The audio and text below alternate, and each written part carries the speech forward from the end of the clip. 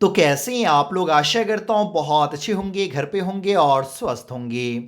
तो जैसा कि आप सबको मालूम होनी चाहिए कि अभी हम लोग का क्रैश कोर्स चल रहा है और आज क्रैश कोर्स का 8वां दिन है। इससे पहले मैं हिंदी का 7 पार्ट का वीडियो बना करके अपलोड कर चुका हूँ। अगर अभी तक आप लोग वो वीडियो नहीं देखे हैं तो कृपया करके प्लेलिस्ट में जाइए और सभी वीडियो को देख लीजिए ताकि आपके बोर्ड एग्ज़ाम की तैयारी अच्छे से हो सके। और आज के इस वीडियो में हम लोग एक नए चैप्टर को पढ़ने वाले हैं जिस चैप्टर का नाम है सिपाही की माँ, जो लिखा गया हुआ है मोहन राकेश के द्वारा। तो चलिए वीडियो को शुरू करते हैं, लेकिन उससे पहले आपसे एक छोटा सा रिक्वेस्ट है कि अगर आप हमारे चैनल पे पहली बार विजिट कर रहे हैं तो प्लीज़ चैनल को सब्सक्राइब कर लीजिए। वीडियो अच्छा लगता हो तो लाइक करना मत भूलिएगा और इस वीडियो को ज़्यादा से ज़्यादा अपने दोस्तों को ज़रूर शेयर कीजिए। तो बहुत ही इम्पॉर्टेंट और बहुत ही अच्छा चैप्टर है, बहुत ही अच्छी कहानी है सिपाही की माँ। तो सबसे पहले हम लोग इसके सारांश को जानेंगे, इसके समरी को समझेंगे। और आप लोग को मालूम ही होनी चाहिए कि एक चैप्टर में आप लोग को क्या क्या चीज़ पढ़ना है। तो आप लोग को मैं शुरू से ही बताते आ रहा हूँ कि समरी को आप लोग को देखना है, क्योंकि आपको समरी जो है सो बोर्ड एग्जाम पूछा जाता है और 3 समरी को जो है सो लिखना होता है। समरी, उसके बाद ऑब्जेक्टिव क्वेश्चन और शॉर्ट क्वेश्चन। तो सारी चीज़ को आज हम लोग इस वीडियो में कवर करने वाले हैं। तो चलिए सारांश को शुरू करते हैं।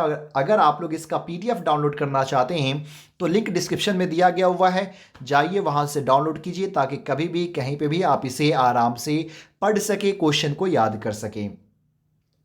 सिपाही की मां शीर्षक एकांकी के एकांकीकार मोहन राकेश द्वारा लिखित अंडे के छिलके तथा अन्य एकांकी से ली गई है। तो ये जो चैप्टर है सिपाही की मां, ये एक एकांकी है। एकांकी मतलब जिसको एक ही अंक में ख़त्म कर दिया जाता हो, ये एक एकांकी कह सकते हैं। जो है ना, ड्रामा का एक पार्ट है, टाइप्स है। और इसके जो लेखक हैं यानी कि एकांकीकार जो है, लिखने वाले जो हैं, वो मोहन राकेश है। और मोहन राकेश की एक किताब है अंडे के छिलके तथा अन्य एकांकी, उस किताब से ये कहानी ली गई हुई है। इस एकांकी में एक माँ जिसका नाम बिस्नी बिस्नी है, अपनी एकमात्र बेटी नाम मुन्नी की शादी के लिए पैसे के लिए परेशान है। तो इस कहानी में एक माँ है जिसका नाम बिस्नी है और एक बेटी है, लेकिन एकमात्र इकलौती बेटी है उसकी, जिसका नाम मुन्नी है। अब मुन्नी की शादी होने वाली है जिसके लिए माँ परेशान है कि पैसा कहाँ से इकट्ठा हो पाएगा। एकमात्र बेटा जिसका नाम मानक है कमाने के लिए गया हुआ है। तो उसका जो बेटा है मानक, वो कमाने के लिए गया हुआ है ताकि कमा करके आएगा तो बहन की शादी हो पाएगी।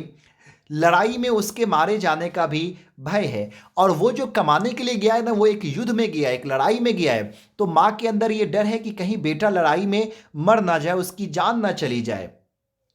मोहन राकेश की इस मार्मिक रचना में निम्न मध्य वर्ग की एक ऐसी माँ बेटी की कथा वस्तु प्रस्तुत है जिनके घर का इकलौता लड़का सिपाही के रूप में द्वितीय विश्व युद्ध के मोर्चे पर बर्मा में लड़ने गया है।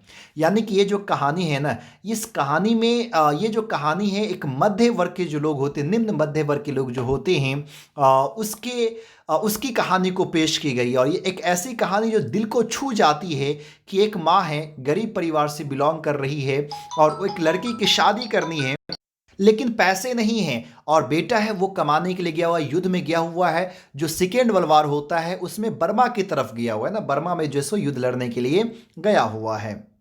वह अपनी माँ का इकलौता बेटा है और विवाह के लिए तैयार अपनी भाई का इकलौता भाई है, इकलौता बहन का इकलौता भाई है। तो जो माँ है, माँ का इकलौता बेटा है वो लड़का, और जो बहन है जो शादी के लिए तैयार हो चुकी है, उसका शादी करवाना है, उसका वो इकलौता भाई है। आगे चलिए, इकलौता कहाँ गए हम लोग? हाँ, वह अपनी माँ का इकलौता बेटा और विवाह के लिए तैयार अपनी बहन का इकलौता भाई, उसी घर पर उसी पर घर की पूरी आशा टिकी हुई है। तो ये जो इकलौता बेटा है यानी कि जो यहाँ पे मानक है, तो मानक पे ही सारी जिम्मेदारी टिकी हुई है कि मानक कमाएगा तो घर चलेगा, मानक कमाएगा तो बहन की शादी हो पाएगी। वह लड़ाई के मोर्चे से कमाकर लौटेगा तो बहन के हाथ पीले हो सकेंगे, अर्थात बहन की शादी हो सकेगी। तो जब वो कमा करके आएगा मानक, तो जाकर के बहन के हाथ पीले यानी कि मेहंदी लगेगी और बहन की शादी जो हो सकेगी।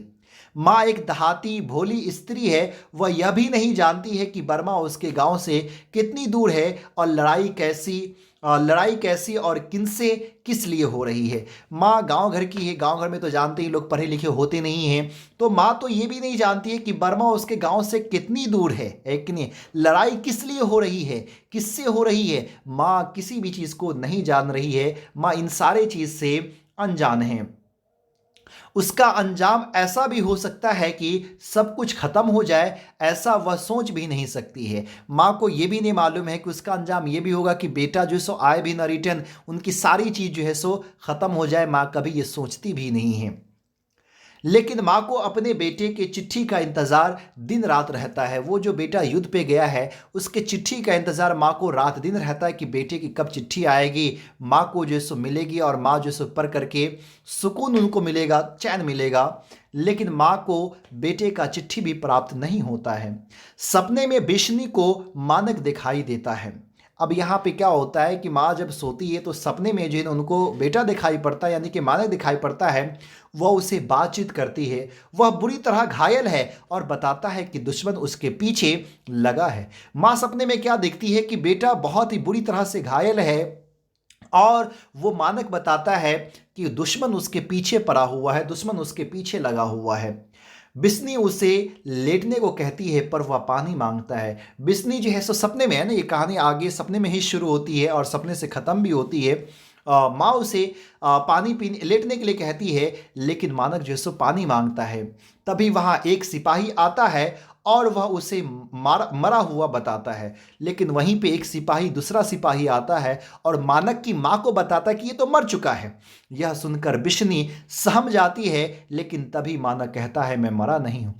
माँ जैसे ये सुनती है, वो सिपाही जो कहता है ये तो मर गया, माँ जो एकदम सहम जाती है। लेकिन उसी वक्त जो है सो ये कहता है, मानक उठ करके कहता है कि मैं मरा नहीं हूँ, अभी जिंदा हूँ। वह सिपाही मानक को मारने की बात कहता है, लेकिन बिश्नी कहती है मैं इसकी माँ हूँ और इसे मरने नहीं दूंगी। अब वो जैसे सिपाही ये देखता है कि ये जिंदा है, वो दुश्मन की तरफ से होता है, तो वो कहता है कि मैं मानक को जो है सो मार दूंगा, मैं इसको मारने के लिए आया हूँ। लेकिन माँ तो माँ ही होती है ना। माँ ये कहती है नहीं, मैं इसकी माँ हूँ और मैं इसे मरने नहीं दूंगी। सिपाही मानक को वहशी तथा खूनी बताता है, वहशी बताता है, खूनी बताता है कि ये खूनी है। लेकिन बिश्नी उसकी बात को नाकार देती है। लेकिन बिश्नी कहती नहीं, मेरा बेटा जो है सो वहशी नहीं हो सकता है, खूनी नहीं हो सकता है।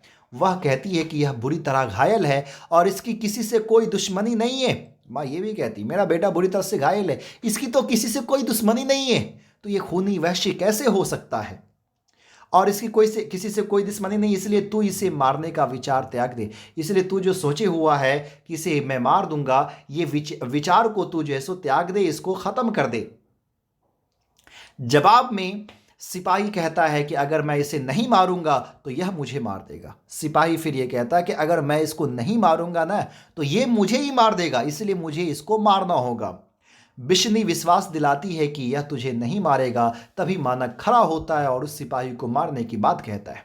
लेकिन माँ जो होती है ना बिश्नी, वो उनको विश्वास दिलाती है कि देखो जो मेरा बेटा है ना वो तुमको मारेगा नहीं, तुम इसे छोड़ दो, तुम भी इसको नहीं मारोगे और मेरा बेटा भी तुम्हें नहीं मारेगा। तभी मानक खड़ा होता है और कहता है कि मैं तुम्हें मार दूंगा। मारने की धमकी उसको जैसो देने लगता है, मारने की बात उसको कहता है।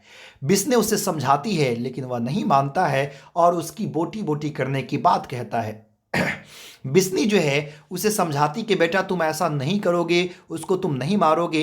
लेकिन यहीं पे मानक नहीं रुकता है, मानक फिर भी कहता है कि नहीं मैं तुम्हें मारूंगा और उसकी मैं बूटी बूटी कर दूंगा। लेकिन यहाँ पे मानक ये कहता है कि नहीं, जो सामने वाला सिपाही मैं उसको तो मारूंगा ही और साथ में उसका बूटी बूटी मैं कर दूंगा। यह सुन बिस्नी चिल्ला कर बैठती है, वो सपने में थी। जैसे ये चीज़ें देखती है तो बिस्नी जो है सो चिल्ला करके बैठ जाती है। वह जोर जोर से मानक मानक कहती है। उसकी आवाज़ सुनकर मुन्नी आती है। जैसे ये आवाज़ चिल्लाती है मानक मानक, तो उसी वक्त उसकी छोटी बेटी जो है जो बेटी रहती है उसकी मुन्नी, वो आ जाती है। माँ की स्थिति को देखकर वह कहती है कि तुम रोज़ भैया के सपने देखती हो, जबकि मैंने तुमसे कहा था कि भैया जल्दी आएंगे। अब यहाँ पे बिस्नी की जो बेटी होती है वो ये कहती है कि तुम रोज़ जो है भैया के सपने देखते हो, लेकिन जो है सो तुम चिंता मत करो, मैं तुमसे कहती हूँ कि भैया जल्दी ही आ जाएंगे यहाँ पे। फिर वह अपनी माँ को गले लग जाती है। बिस्नी उसका माथा चूमकर उसे सो जाने को कहती है और मानक मन ही मन कुछ गुनगुनाने लगती है। फिर जो है सो बिस्नी अपनी बेटी को कहती है कि तुम सो जाओ। वो तो सो जाती, लेकिन फिर भी ये जो माँ है अपने मन ही मन में कुछ गुनगुनाने लगती है। शॉर्ट समरी था, या ऐसे देखेंगे तो ये चैप्टर बहुत ही बड़ा है, बीच में कई सारी घटनाएं घटती है, लेकिन यहाँ पे सारांश को मैं बताने की कोशिश किया हूँ ताकि आप लोग को सारांश समझ में आ जाए और आप एग्जाम में अच्छे से लिख सके। अब चलिए हम लोग बढ़ते हैं इसके शॉर्ट क्वेश्चन की तरफ और इसके शॉर्ट क्वेश्चन को समझने की कोशिश करते हैं। तो पहला क्वेश्चन कह रहा है सिपाही की मां नामक एकांकी किस संकलन का अंग है, यानी कि सिपाही की मां किस किताब में छपी थी, किस किताब से निकाली गई है। तो अंडे के छिलके, यानी कि सही आंसर ए हो जाएगा। अगला क्वेश्चन कह रहा है मुन्नी की अवस्था क्या थी। तो मुन्नी जो है सो 14 वर्ष की थी, यानी कि सही आंसर ए होगा। बिश्नी मानक को लड़ाई में क्यों भेजती है, लेकिन उसका उद्देश्य क्या होता है। तो पैसा कमाने का उद्देश्य होता है, इसीलिए उसको लड़ाई में जो है सो युद्ध में जो है सो भेजती है ताकि पैसा कुछ कमा सके और बेटी जो है उसकी शादी हो सके, मुन्नी की शादी हो सके। आज की डाक में चौधरी के लिए क्या आया था। तो आज के डाक में चौधरी के लिए आया था वो पेशन का मनी ऑर्डर आया था, यानी कि सही आंसर ए हो जाएगा। नहीं मानक तू इसे नहीं मारेगा, यह भी हमारी तरह गरीब आदमी है, किसने कहा। तो ये जो है सो बिस्नी ने कहा था, बिस्नी की माँ ने, और ये सारी चीज़ें जो है सो सपना में ही हुई थी। तो सही आंसर यहाँ पे डी हो जाएगा। चलिए अगले क्वेश्चन की तरफ बढ़ते हैं, क्वेश्चन नंबर 6 की तरफ। मोहन राकेश का जन्म कब हुआ था। तो मोहन राकेश का जन्म 1925 ईस्वी में हुआ था, सही आंसर ए हो जाएगा। क्वेश्चन नंबर 7 कह रहा है मानक किस युद्ध में सिपाही बनकर लड़ने के लिए गया था। तो मानक जो दूसरे विश्व युद्ध में गया था, सेकेंड वर्ल्ड वार में। तो सही आंसर यहाँ पे बी हो जाएगा। चलिए बढ़ते हैं अगले क्वेश्चन की तरफ, क्वेश्चन नंबर 8 को देखते हैं। क्वेश्चन नंबर 8 क्या कह रहा है। क्वेश्चन नंबर 8 है बिस्नी किस एकांकी की पात्रा है। तो ये जो कैरेक्टर है वो किसमें, सिपाही की मां में, यानी कि सही आंसर सी हो जाएगा। मुन्नी की कौन सी सहेली बैसाखा में चली जाएगी, यानी कि जो उसकी कौन सी सहेली है जिनका बैसाख में जो शादी हो जाएगी। तो है धन्नो। धन्नो की शादी जो है सो बैसाख में होने वाली है। चलिए अगला क्वेश्चन है क्वेश्चन नंबर 10। मानक की माँ का क्या नाम है। तो मानक की माँ का बिस्नी नाम है, सही आंसर डी हो जाएगा। दो अंग तुक लड़कियां क्या मांग रही है, यानी कि बर्मा से जो दो लड़की भाग करके आई हुई थी वो लड़की क्या मांगती है और वो कौन से गांव में आती है, मानक के ही गांव में आती है। इस बीच में भी कई सारी घटनाएं घटती है, लेकिन मैं सारांश में मैं थोड़ा शॉर्ट करके बताता हूं आप लोगों को कि कहानी भी समझ में आ जाए और साथ में आप एग्जाम में अच्छे सॉल्व भी कर सके। तो वो दाल चावल जो है सो खाने के लिए मांगती है, यानी कि सही आंसर भी हो जाएगा। परमात्मा आपको सुखी रखे, यह किसका वाक्य है। तो ये उसी लड़की का है जो दाल चावल मांगने के लिए आई थी, बर्मा से भाग करके किसी तरह से वो निकल करके आई थी। तो वही ये लड़की कहती कि परमात्मा आपको सुखी रखे, यानी कि सही आंसर सी हो जाएगा। क्वेश्चन नंबर 13 है मुन्नी को सवेरे उठकर कहाँ जाना है। तो मुन्नी को सवेरे उठकर जो है सो गोबर लाने के लिए जाना है, यानी कि सही आंसर सी हो जाएगा। चलिए बढ़ते हैं अगले क्वेश्चन की तरफ, क्वेश्चन नंबर 14 की तरफ, और देखते हैं 14 क्या है। क्वेश्चन नंबर 14 कह रहा है बर्मा की दूरी चौधरी ने कितना बताया था। तो बर्मा की दूरी चौधरी जी ने कई सौ कोसों दूर बताया था, सही आंसर ए हो जाएगा। मैं इसे अभी मार दूंगा, अभी इसे बोटी बोटी कर दूंगा, किसने कहा था। तो ये जो है सो मानक ने कहा था, यानी कि सही आंसर बी होगा। मानक क्या करता है। तो मानक सेने में सिपाही है, यानी कि सही आंसर ए होगा। क्वेश्चन नंबर 17 कह रहा है आखिरी चट्टान तक किसके द्वारा लिखित यात्रा वृत्तांत है। तो ये जो सो मोहन राकेश के द्वारा, यानी कि सही आंसर ए होगा। क्वेश्चन नंबर 18 कह रहा है सिपाही की मां एकांकी के एकांकीकार कौन है। मोहन राकेश, बी होगा। मोहन राकेश ने हिंदी में एमए कहाँ से किया। तो ये जो हिंदी में एमए जो किए थे ओरिएंटल कॉलेज से किए थे, है ना, जलधर से किए थे। तो सही आंसर डी हो जाएगा, ओरिएंटल कॉलेज। तो ये था आपको जैसे ऑब्जेक्टिव क्वेश्चन। अब यहाँ पे शॉर्ट क्वेश्चन है बिस्नी और मुन्नी को किसका प्रतीक्षा है, वे डाकिया की राह क्यों देख रही है। तो आप लोग कहानी में पढ़ ही चुके हैं, आराम से इसको सॉल्व कर देंगे। अगर इसको मैं समझाऊंगा फिर वीडियो बहुत ही लंबा हो जाएगा। तो आपको क्या करना है, इसका पीडीएफ मैं दे दिया हूँ, लिंक से डाउनलोड कर लीजिए और साथ में आप लोग इसे पढ़ लीजिए। एक बार पढ़िएगा, आपको सिर्फ क्वेश्चन पढ़ना है, आंसर तो आप सबको मालूम ही होगा, है कि नहीं।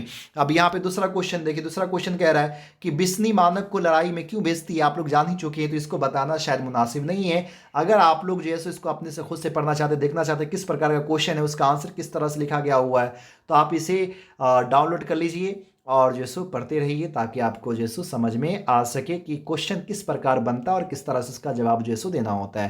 उम्मीद करता हूँ ये वीडियो आपको अच्छा लगा होगा।